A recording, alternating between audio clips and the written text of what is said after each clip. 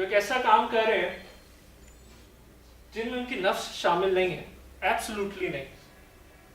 और सबसे पहले वो आते हैं उस्मान गुलजारी। इन्होंने एक ऑर्गेनाइजेशन बनाई है जिसमें जितने भी स्टूडेंट्स हैं उन सारों को ये अवेयरनेस दे रहे हैं विदाउट चार्जिंग एनी मनी, कोई पैसे नहीं ले रहे। वो जितने भी स्टूडेंट्स हैं उनके अंदर एजुकेशन की अवेयरनेस डाल रहे हैं, क्योंकि वो इस चीज से गो थ्रू हुए हैं। उन्होंने वो सोचा ना, अपनी जात के बारे में नहीं सोचा। वो सोच सकते थे कि भी पैसे मिले मुझे, दे भी देते कॉलेज वाले, यूनिवर्सिटी वाले, लेकिन उन्होंने कहा नहीं, मैं अपने लिए नहीं कर, मैं उन स्टूडेंट्स के लिए कर।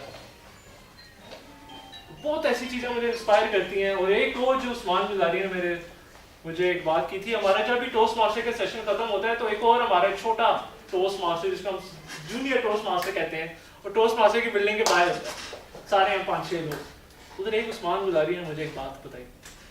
उसने कहा, कमर, जब भी तुम्हारा कोई स्टूडेंट आएगा ना तो तुम उसको अपने आप से आगे देखना। I was inspired. इन्होंने कहा कि जो भी तुम्हारा स्टूडेंट होगा ना उसको अपने आप से आगे देखना।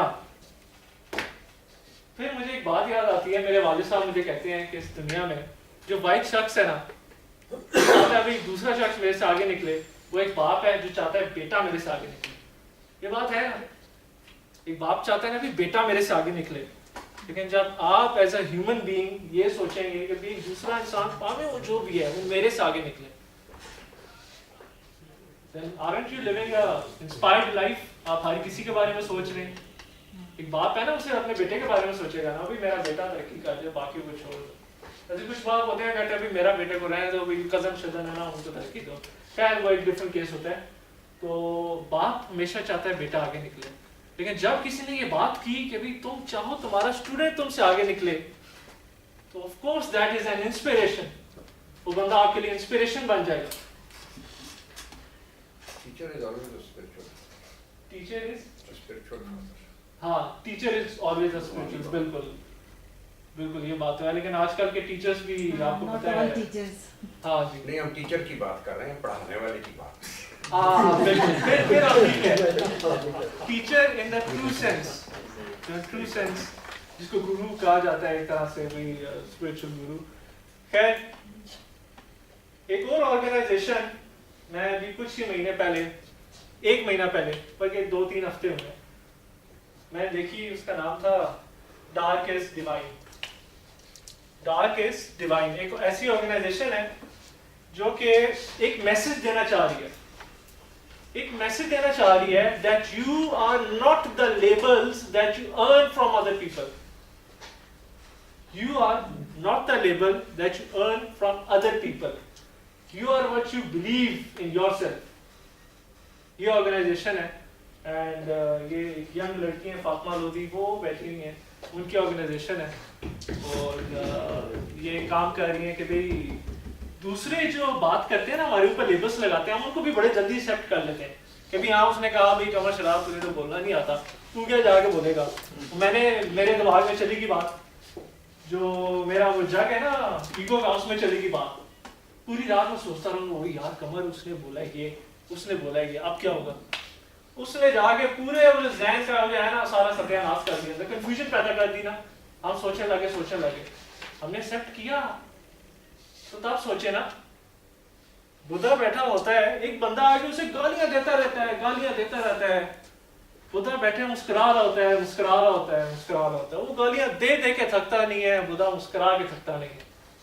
वो फिर बंदा तंग आके पूछता है, ओ भाई बुद्धा साहब, ओ भाई मैं तुझे इतनी गालियां दे रहा हूँ, क्यों नहीं फर्क पड़ रहा तुझे? मैं इतनी तुम्हें गालियां दे रहा हूँ, तुम्हें फर्क क्यों नहीं पड़ रहा? बुद्धा कहता है जो तुम मुझे दे रहे हो वो एक तोहफा है, अगर मैं कबूल ना करूं तो वो किसका है?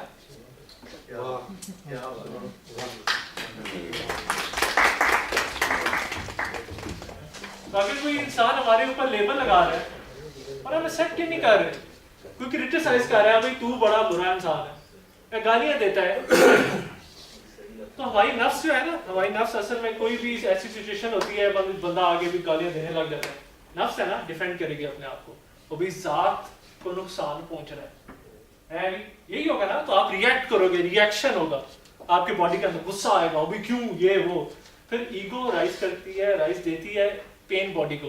पेन बॉडी का कॉन्सेप्ट ये काफ़ी डिफरेंट कॉन्सेप्ट है, उसमें नहीं आज हम जा रहे। वो अ न्यू अर्थ में उसका काफ़ी डिटेल में लिखा हुआ है कि पेन बॉडी क्या होती है। तो ये कहते हैं जिन पै गया जी, वो ग्राह में जिन पै गया, वो पेन बॉडी होती है। तो वो ईगो से आती है। Ego give rise to the emotion, उससे पेन बॉडी राइज होती है। फिर आप खो जाते हो, आप टोटल नफ्स है आपका, आप भूल जाते हो अपना नाम भी बिल्कुल, आपकी नफ्स सारा गुस्सा सारा वो। खैर आगे मूव ऑन करेंगे। तो नफ्स के ऊपर हमने बात की कि भाई वो मोटिवेशन में कैसे रोल अदा करती है और लिविंग एन इंस्पायर्ड लाइफ। कहते हैं जब हम लेट गो करते हैं अपने पुराने थॉट्स को, अपने ओपिनियंस को, पुराने जो बिलीफ सेट होते हैं, when we let go we let God in. When we let go we let God in. क्या हम एक खुदा को जगह देते हैं कि वो हमारी जिंदगी में आए, वो हमारी जिंदगी में आए, क्योंकि हमने अपने आप को लेट गो कर दिया और हमारी बिलीफ सिस्टम अवेयरनेस शिफ्ट हो जाती है, शिफ्टिंग ऑफ द अवेयरनेस। हमारी नफ्स सोचती है भाई वी आर लिमिटेड, नफ्स सोचती है ना कि भाई मैं सिर्फ ये कर सकता हूँ। तो बचपन में मुझे याद है कि सुपरमैन के कार्टून देखता था, बड़ा शौक था जी, सुपरमैन बनने का बड़ा शौक था। सुपरमैन के कार्टून देखता था तो बड़ा इंस्पायर हो गया। मैं घर में बोलने लग गया अम्मी को जी मैंने बनना सुपरमैन, क्या किया जाए। छोटा था, 8 साल का होगा। तो मेरी अम्मी की एक शॉल थी लाल रंग की, मैं पहन के ना पूरे घर में घूमता रहता था। फिर मुझे अम्मी ने कहा कि तुम सुपरमैन नहीं बन सकते, क्योंकि दैट इज अ फिक्शन, वो फिक्शन है, वो कार्टूनों में लगे रहते हैं। मैंने उसी वक्त उतारा वो, और फिर जो मेरे ऊपर असर हुआ, मैंने अपने आप को लिमिटेड कर दिया। I can not be a Superman, that's it, limit कर दिया। हमारी नफ्स लिमिटेशन लगाती रहती है। और भाई मैं पब्लिक स्पीकिंग नहीं कर सकता, अभी मैं तो 10 बंदों के सामने खड़ा ही नहीं हो सकता। लिमिटेशन लगा रही है नफ्स, हमें टोटली लिमिटेड कर देगा। और जब आप स्पिरिट के साथ कनेक्ट होते हो, स्पिरिट तो इनफाइनाइट है जी, स्पिरिट तो कुछ भी कर सकती है। एक बंदा स्पिरिचुअली अवेकन है, उसको किसी भी सिचुएशन में डाल दो, वो तो कहता है भाई I am unlimited, impossible for me means I am possible, awakened person. तो हमारी ये जो है अवेयरनेस शिफ्ट हो जाती है from being limited to being unlimited. जब हम मोटिवेट होंगे, that means there is something that you think is lacking from your ego या फ्रॉम योर कैरेक्टर। मोटिवेट जब आप होंगे, आप ये सोचते हैं ना भाई इस चीज की कमी है मेरे अंदर, इसको पूरा करना है। भाई जब आप स्पिरिट के साथ कनेक्ट होंगे, वो तो ऐसी चीज सोचेगी नहीं है। और फिर उसके बाद कहते हैं कि हम इंसान जो है, जब हमें ये पता चलेगा कि we are the spirit that is inside of us, फिर कहते हैं कि we are the spiritual creatures on a human journey, not humans on a spiritual journey. We are spiritual beings on a human journey, not the human beings on a spiritual journey. तो इसके ऊपर काफी फर्क है इसके ऊपर। और फिर जब आप इंस्पायर होते हो तो ऑफ कोर्स फियर फैक्टर नहीं होता। फियर फैक्टर तो सिर्फ अना को होगी ना, fear of losing. Fear of losing सिर्फ अना के अंदर है, क्योंकि वो सारे बिलीफ सिस्टम बन रहे हैं आपके जग के अंदर, चीजें डाल रही हैं, तो उसी की वजह से आपके फियर्स, आपके सारे उसी के अंदर, उसी जग के अंदर है। जब आप जग से बाहर निकल जाओगे, कोई फियर नहीं। You take actions out of sense of enough. You take action out of sense of enough. But when you are motivated, you take actions out of sense of scarcity. किसको समझ आएगी? When you are connected with the spirit, you act out of sense of enough. But when you are motivated, you act out of scarcity. जब आप inspire होंगे तब आप बोलेंगे भाई I have nothing to lose, I have nothing to lose, I am complete within my self. भाई कहाँ गई स्कार्सिटी, कोई किस चीज की कमी गई, कोई फियर नहीं होता। यह मोटिवेशन में फियर है। जब हम मोटिवेट हो जाते हैं, थोड़ी वक्ती तौर पे जज्बाती हो जाते हैं, तो ये फियर है, फियर ड्राइव करता है। फियर के अंदर एक बड़ा इंपॉर्टेंट रोल आता है जेलसी का। जेलसी भी इसी तरह आ जाती है, भाई हम फलाने बंदे से जेलस हैं, बनाते हम जहन्नम अपने अंदर है, दूसरे बंदे के अंदर नहीं। एक मैं मूवी देख रहा था, उस मूवी में एक बड़ी जबरदस्त उसने बात की थी, तो मैंने नोट डाउन कर ली। मूवी का नाम था फास्टर। उसमें कहता है कि do you know what hell is? It is not the fire and devils, all that stuff they taught you when you were little. We make our own heaven and our own hell inside of us while we are alive. And every time we cause a pain, and every time we create suffering, we are creating hell within ourselves. तो ये जो सारी driving forces हैं motivation की, jealousy, grid, fear, ये हम अपने अंदर एक हेल बना रहे हैं. जब आपके अंदर मुझे बताएं ये फियर्स होंगे तो क्या आपके अंदर पीस ऑफ माइंड होगा? नहीं होगा. And peace of mind itself is a heaven. When you are a peace of mind, आपको कुछ चाहिए नहीं जी, you are complete within yourself. And आपको क्यों किसी चीज की जरूरत हो? अनाज सबसे बड़ी दौलत. फिर आपको पता चलता है कि यू आर ऑलरेडी सक्सेसफुल. फिर आपको पता चलता है you are already successful. Surah Anfal verse number 30. And God is the best of all planners. आप मुझे बताएं कि आप गॉड के प्लानर, आप सब, you all are the part of God's plan, है ना? तो गॉड का प्लान कभी अनसक्सेसफुल हुआ? नहीं हुआ. तो क्या हम कह सकते हैं वी आर अनसक्सेसफुल? सर, क्या हम कह सकते हैं क्या वी आर अनसक्सेसफुल? नहीं. That is the first thing we have to realize, that we are already a part of God's plan and we are already successful. That is the first thing you have to realize. We are also victim of the Satan, शैतान. शैतान, बिल्कुल शैतान की sir. और वो भी खुदा का प्लान है. देखें जो शैतान है ना, वो नफ्स को करार दिया गया है कि भी शैतान भी तुम्हारे अंदर है. कुरान पाक में भी आता है कि और हम तुम्हारे शहरक से भी ज्यादा करीब हैं. सूरह काफ वर्स नंबर 16 में ही आता है कि हम तुम्हारे शहरक से भी ज्यादा करीब हैं और शैतान भी तुम्हारे अंदर ही मौजूद है. वो भी जब खुदा के अंदर मौजूद है, शैतान भी अंदर मौजूद है, तो शैतान को किस कैटेगरी में डालें, खुदा को किस कैटेगरी में? जो सबसे बड़ा शैतान है ना, वो हमारा नफ्स जो बनता है पूरी लाइफ, वही हमारा शैतान है. इस चीज़ को हम रियलाइज नहीं करते. थोड़ा सा गौर फिक्र करेंगे, शायद पता चल जाए कि भी वो जो पूरी हमारी लाइफ में जो हमारा नफ्स बनता गया है ना, जिसके अंदर फियर, जेलसी, ग्रीड, सारी चीज़ें होती गई, जग के अंदर डलती गई, वही हमारे लिए जहन्नुम क्रिएट कर देता है. शैतान है ना, शैतान का क्या कॉन्सेप्ट है? जहन्नुम, आग. वही when you are in the pain, when you are in jealousy, आप अपने आप को खत्म कर रहे हो. जेलसी कर रहे हो ना? Isn't that a hell inside of you? Isn't that a devil inside of you? Of course it is. The ego, your nafs, is the devil, because ego meaning edging God out. You see? Ego के क्या? Ego जो है जी, शैतान के negation में जन्नत भी कमा लेती अच्छा ये थोड़ा डीप हो गया, ये मैं इसके ऊपर नहीं कमेंट कर सकूंगा.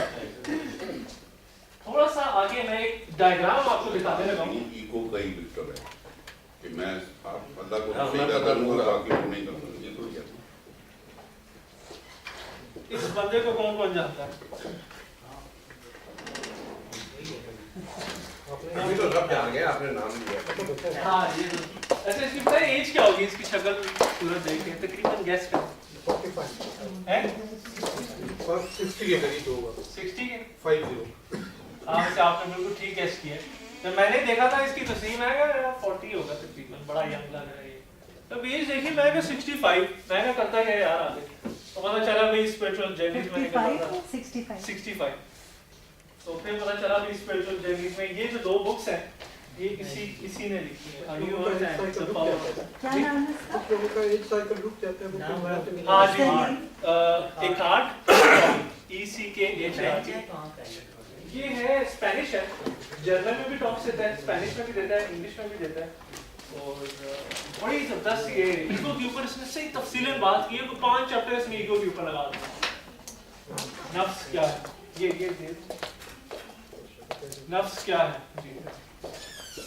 तो अगर आपने ईगो का कॉन्सेप्ट समझना हो, अ न्यू अर्थ लाजमी पढ़िएगा, लिख लें इसे.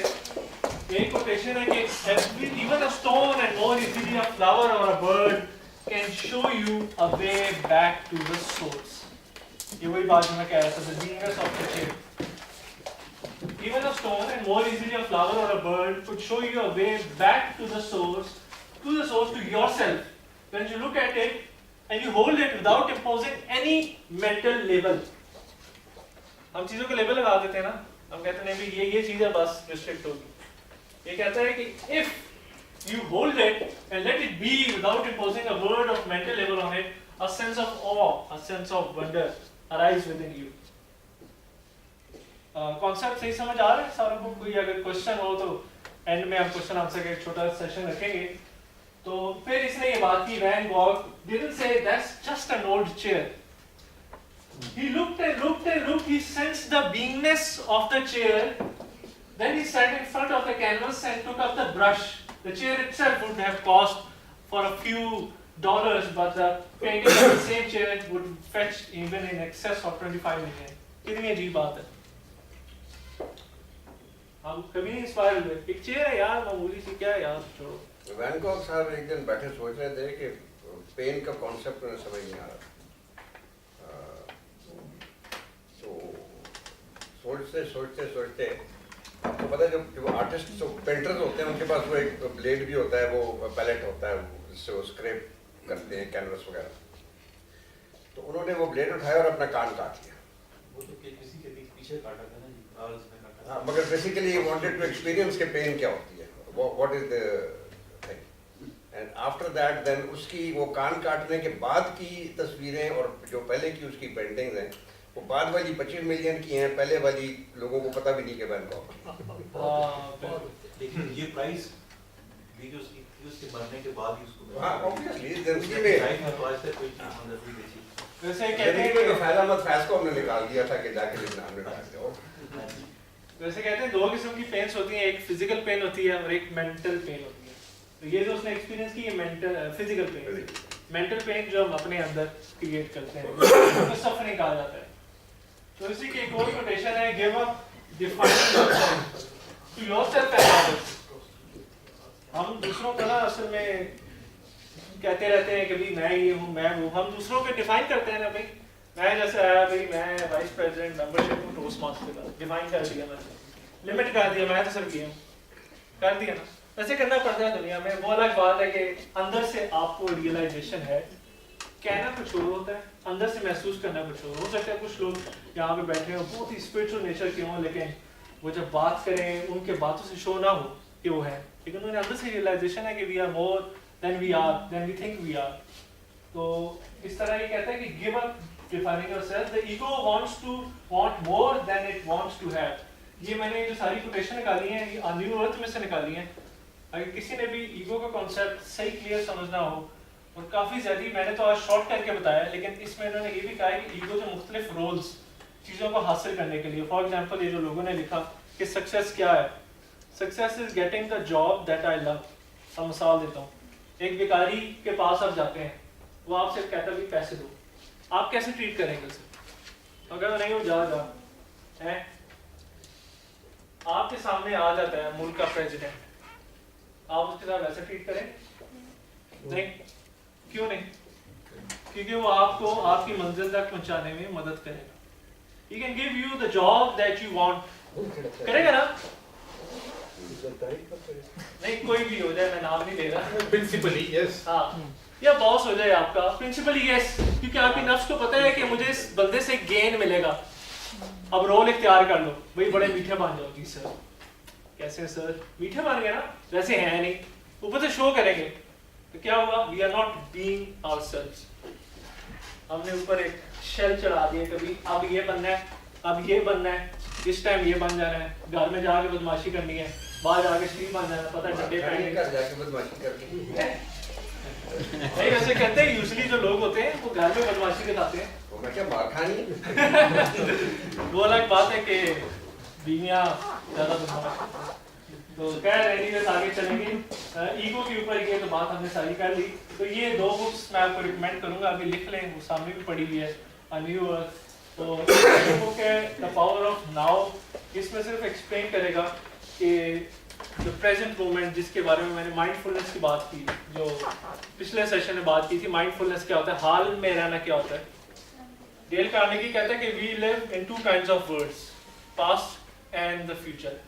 Mentally we are in the past और द फ्यूचर. और इसी की वजह से हम या तो स्ट्रेस में होते हैं या हम डिप्रेशन में होते हैं. कभी वो हो गया था मेरी जिंदगी में, क्यों हुआ था. अभी आप क्या चाहिए, आगे का सोचो. अभी हाल में तो जीते ही नहीं है, हम हाल में नहीं जीते। तो इसके ऊपर पूरी बुक लिखी है, टोटली क्वेश्चन आंसर का सेशन है। लोगों ने इससे जो सवाल पूछे हैं वो इसने लिख दिए, उसी के जवाब दिए हैं। बहुत जबरदस्त बुक है ये, और एक हार्ट ट्रॉली बहुत जबरदस्त बन रहा है। ये कौन है जी, कौन जानता है इसे? स्टीवन नहीं, हाँ वो नाम लिखा हुआ है, ये मैं पढ़ा नहीं। Wayne Dyer. किसी ने सुना है ऐसे, किसी की बुक पढ़ी है? किसी इसकी बुक ली है, पढ़ी नहीं मैंने। कौन सी बुक? Positive thinking. हाँ, positive thinking and power of intention है। एक और है your erroneous soul. Your erroneous soul, बहुत जबरदस्त बुक है जी। मेरी अभी नेक्स्ट बुक है योर एरोनियस सोल। तो ये जो आप समझ लेंगे कि आज मैंने इंस्पिरेशन के ऊपर जो थोड़ा बहुत बताया, अभी वो डायग्राम अभी भी आनी है जो सही जो समझाना है। तो इन्होंने सही अपनी बुक में एक्सप्लेन किया कि inspiration spirit driven and motivation is ego driven. इसमें इन्होंने ईगो को इतना नहीं एम्फसाइज किया, बस इन्होंने ये कहा कि ईगो है, थोड़ा सा एक्सप्लेन एक चैप्टर में किया। ज्यादा अगर आपने पढ़ना है न्यू अर्थ में पढ़े, ईगो के बारे में बताया। तो ये कहता है कि व्हेन यू जज another you do not define them, you define yourself. जो अभी बात की है आपने, जब हम किसी को तोहमत लगाते हैं भाई तू बुरा है, और हम अपने आप को डिफाइन कर रहे हैं, दूसरा बंदा आईना है हमारे लिए। तो ये वो बात करते हैं, deficiency motivation doesn't mean it will lead to a life long pursuit of trying to fix me. वही जो शुरू में बात की हमने कि ईगो चाहती है कि भी सेंस ऑफ आई बने, learn to appreciate what you have and where and who you are. Excuse me जी ये हम जब हिटलर और इस किस्म के लोगों को जो कंडेम करते हैं जी तो उनको हम बुरा भला करते हैं, तो वो हम आप खुद को डिफाइन कर रहे हो। नहीं, देखें इसमें एक और डिफरेंट आ जाती है कि जैसे मैंने कहा कि हर चीज से इंस्पायर होना चाहिए हमें। अब जंगें हो रही हैं, क्या उनसे हम इंस्पायर हैं? नहीं, उनसे नहीं होना, उनको कंडेम करना है हमने। लेकिन हमने कोई फिजिकल वायलेंस अपने थ्रू नहीं क्रिएट करना। जैसे वो वीडियो बनी हमारे नबी पाक सल्लल्लाहु अलैहि वसल्लम के ऊपर, तो अगर हिटलर ने ये किया तो हम कंडेम करेंगे, लेकिन हमको इसके ऐसा एक्शन नहीं लेंगे कि हमारे अंदर रिएक्टिविटी प्रोड्यूस हो, हमारे अंदर इमोशंस जज्बात हो, क्योंकि उसकी वजह से हम अपने अंदर हेल्प बना देते हैं। तो ये चीज आ जाती है कि कंडेम करना चाहिए। ये रिलेटिव भी है। हाँ। उस पॉइंट ऑफ टाइम पे हिटलर कंडेम नहीं किया जा रहा, हाँ अभी किया जा रहा है। और उस टाइम पे फॉर वेरी बिग हिटलर से एक ही गलती हुई जी कि उसने पहले इंग्लैंड पर हमला करने की बजाय रूस की तरफ भाग गया और वहां जाके फंस गया बर्फों में, उसका बेड़ा गर्क हो गया। वरना हिस्ट्री मुख्तलिफ। हाँ जी, वैसे बिल्कुल बिल्कुल डिफरेंट। ये इनकी बुराई डॉक्टर है। दिवागो भी नहीं। जी कहने वाला ये कि हिटलर को बुरा मत कहो, हिटलर के कामों को। कारनामों को बुरा कारनामों को, वो कारनामे किसने अंजाम किए? ईगो। उसके ईगो ने, टोटली उसके ईगो ने। वो विनिंग जीतना चाहता था ना, तो एंड में अपनी हार देख रहा सुसाइड कर लिया। इस फेज से वैसे मैं भी गुजरा भी हूँ, कंट्रोवर्शियल वैसे है। हार जो होती है और कह सकते हैं, लेकिन अभी जो सक्सेस के बहुत भाग होते हैं। हाँ। हार जो है वो हारफन होती है। हाँ, हार बिल्कुल वही मैं कह रहा हूँ। कुछ लोग अपनी जीत को जात का ऐसा बना लेते हैं कि जीतने से मेरी जात हो जाएगी मुकम्मल, लेकिन उनको ये नहीं पता होता कि हारना भी एक जीत है। तो ये आपको तब पता चलता है when you are inspired, when you are living an inspired life। ये इनकी बुक है इंस्पिरेशन योर अल्टीमेट कॉलिंग। इसके ऊपर एक वीडियो बनी हुई है कि इनके हाथ में एक बटरफ्लाई है जिसको ये देख रहे हैं, and he is getting inspiration from the nature। तो ये शो करना चाह रहे हैं। तो इस बुक के बारे में जो गुड रीड्स में लोगों ने दी हुई है, ऑथर को मैं इतना एम्फसाइज कर रहा हूँ क्योंकि इसने जो बात की है वो दिल को लगती है, वो दिल को लगी है बात। जब दिल को बात लगती है तो ऑफ कोर्स आप दूसरों को रिकमेंड करते हो यार पढ़ो यार, फ्रीक्वेंसी एक हो जाती है। हाँ फ्रीक्वेंसी एक हो जाती है। तो ये बुक और अ न्यू अर्थ, ये सिर्फ 2 बुक्स मैं रिकमेंड करूंगा। हो सकता है आप 1 महीने में ही पढ़ लें, और वैसे भी अ न्यू अर्थ पढ़ना शुरू करेंगे तो फिर आप बंद नहीं करेंगे, उतनी इंटरेस्टिंग है। तो ये भी है इंटरेस्टिंग, दोनों बहुत इंटरेस्टिंग है। और फिर ये कहते हैं कि बैटलफील्ड की बात करते हैं, वही जो जिहाद अकबर की जो हमने बात की, जो अंदर का जिहाद है। तो ये कहते हैं just close down the battlefield. हम अंदर लड़ रहे हैं ना अपने, कहते just close down the battlefield and surrender, send the soldiers home and replace the instruments of war in your mind with thoughts of peace and tranquility. And surrender, making your mind a place of peace, is achieved by your own will. So steadfastly refusing to have thoughts of conflict, allowing you to activate the glory of remembering your spirit. Total submission to the will of God, no यही है। Exactly sir, बिल्कुल बिल्कुल यही बात है। जब हम अपनी उससे जीते हैं, इंस्पिरेशन से, टोटल इंस्पिरेशन से जब हम करते हैं। तो ये है जी, अब ये पता नहीं सही नजर नहीं आ रहा है, नीचे में चीजें लिखी हुई हैं, नजर आ रही है कुछ? लाइट्स वैसे लाइट बंद कर देते वैसे की चीजें वही लिखी हुई हैं जो पिछले उसमें मैंने हिंदी में रखी हुई थी। पहले नहीं उधर से पहले ये चीजें वही लिखी हुई है, योर नेम, पोजीशन, सारा कुछ। ये सारी वही चीजें हैं। तो इस डायग्राम ये समझाने के लिए डायग्राम है कि when you are living an inspired life क्या होता है आपके साथ, क्या आपके जो सारे जिंदगी में जो एलिमेंट्स बने होते हैं, इमोशन, पोजेशन, क्या उसको टोटली खत्म कर देंगे? फिर टोटली खत्म कर देंगे, मेमोरी चली जाएगी हमारी, नाम ही भूल जाएंगे, फिर जिएंगे कैसे इस दुनिया में? हमारी लाइफ में एक सबसे बड़ी इंस्पिरेशन कौन है हम मुसलमानों के लिए, पूरी दुनिया के लिए कौन सी इंस्पिरेशन है सबसे बड़ी, बताएं? हजूर पाक सल्लल्लाहु अलैहि वसल्लम। He lived Quran. जी He lived Quran. हाँ, he lived Quran। तो इंस्पिरेशन तो ये उनकी लाइफ में जब हम स्टडी करते हैं तो हमें टोटल इंस्पिरेशन की डेफिनेशन पता चलती है कि इंस्पिरेशन क्या चीज होती है। एक छोटी सी मैं कहानी आपको सुनाऊंगा। वैसे तो एक कहानी हमने सुनी हुई है जो उनके ऊपर कूड़ा फेंका गया था, और वो तो सारों ने बड़ी मशहूर है। एक और मैं आपको छोटी सी कहानी सुनाऊंगा। हजूर पाक सल्लल्लाहु अलैहि वसल्लम बाजार से घर जा रहे थे कि रास्ते में उन्होंने देखा एक बूढ़ी अम्मा एक बैग लेके, पुराने जमाने में जो बड़े से कपड़े में बैग डाले ना डंडी में, वो लेके कहीं जा रही थी, बहुत मजबूत थी, बूढ़ी थी। तो हजूर पाक सल्लल्लाहु अलैहि वसल्लम ने पूछा कि आप कहाँ जा रही हैं, मैं आपका बैग पकड़ लेता हूँ। उन्होंने कहा नहीं, मैं कर लूंगी। तो उन्होंने थोड़ी जिद की, इंसिस्ट किया, तो हजूर पाक सल्लल्लाहु अलैहि वसल्लम ने बैग उनका पकड़ लिया। फिर उन्होंने पूछा कहाँ जा रही है, उन्होंने कहा मैं शहर से बाहर जा रही हूँ। पूछा क्यों जा रही है, उन्होंने कहा एक शहर में एक जादूगर आ गया, वो जिससे बात करता है उसको अपना बना लेता है, वो जिससे बात करता है उसको अपना मजहब कबूल करवा लेता है, तो उसका नाम है Mohammad, peace be upon him. और मैं उससे जान छुड़ाने के लिए मैं भाग रही हूँ यहाँ से, कभी मैं उससे कहीं मिल जाऊं तो मुझे भी अपना ना बना ले। इसी सफर में वो पूरी कहानी सुनाते सुनाते वो अपने मंजिल तक पहुंच जाती, और फिर वो हजूर पाक सल्लल्लाहु अलैहि वसल्लम बैग उनको पकड़ा देते। फिर वो बूढ़ी अम्मा पूछती आपका नाम क्या है, और बड़े शर्मा के सर नीचे करके कहते हैं मेरा नाम मोहम्मद। कुछ भी नहीं कहा उन्होंने, इस्लाम कबूल कर लिया, कुछ भी नहीं कहा। इंस्पिरेशन है। क्या हम अपनी जिंदगी ऐसी जी सकते हैं कि कुछ भी ना कहना पड़े यार? Action speaks louder than words. Actions कहां से आते हैं? अंदर से। वर्ड्स कौन बनाता है? ईगो।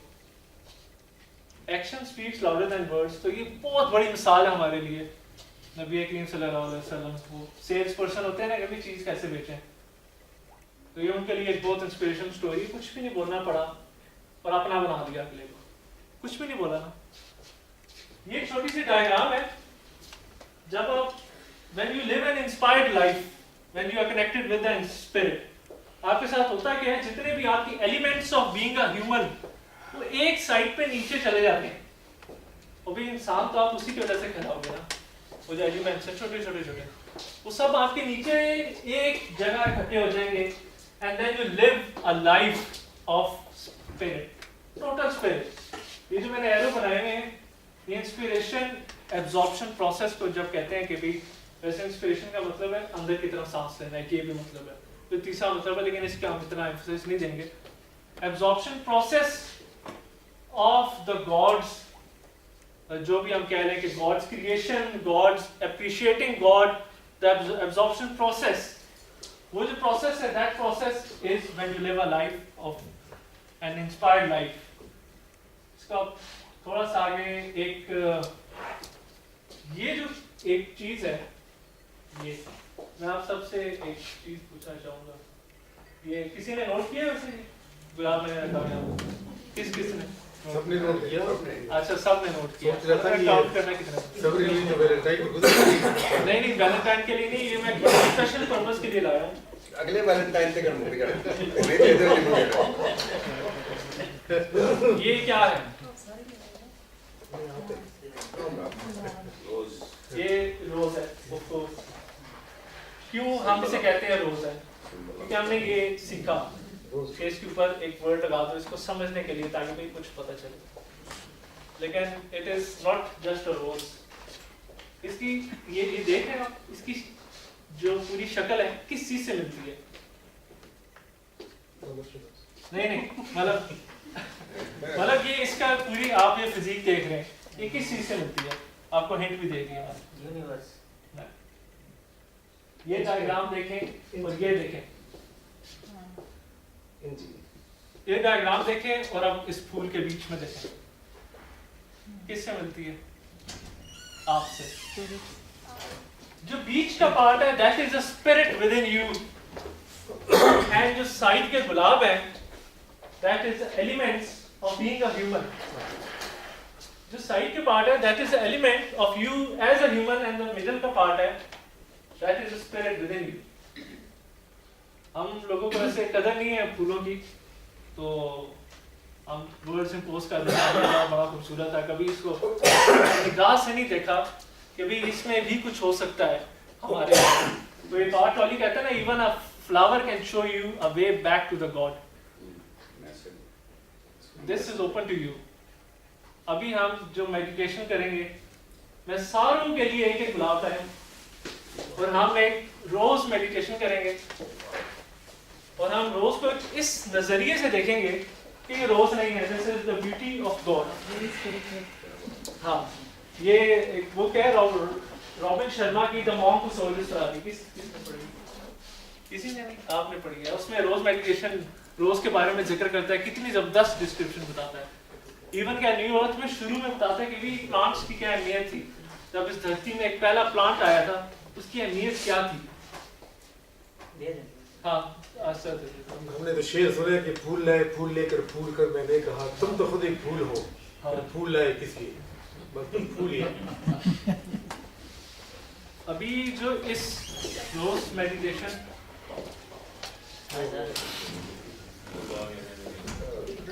आई होप कि मुझे डिटेल में नहीं समझाना पड़ेगा कि इसका मकसद क्या है। You already know कि when you look inside of this, you are looking inside of you. शीशा ले आना थी मैं यार, गुलाब जेस्चर यार। सर, शीशे से बिना हमें सिर्फ अपनी शक्ल सूरत नजर आती है, अंदर की चीज नजर आती नहीं, कोई ऐसा शीशा लाना था ना जिसमें अंदर नजर आए। है। हाँ, वैसे कुछ सूफीज़म के लोग कहते हैं कि मिरर गेज़िंग करनी चाहिए, आंखों में आंखें डाल के, उससे हम डायरेक्टली लोगों के साथ कनेक्ट होते हैं। तो ये उस तरह की एक चीज़ है कि आपने फ्लावर की मिडल में फोकस करना, और उससे पहले आंखें बंद करके एक मैं आपको थोड़ी सी ना एक चीज बोलूंगा, आपने इमेजिन करना है, और आपने जितने भी एलिमेंट्स अपनी लाइफ के रखे हुए हैं, कि भी ईगो है, जो है, आपने कोशिश करनी है कि अपने नाम को भी भूल जाए, कोशिश करनी है। You have to let go everything and you don't have to see this as a rose. आपने इसको ये नहीं देखना है कि भी रोज ऐसे, this is the beauty of God and this is the soul radiance।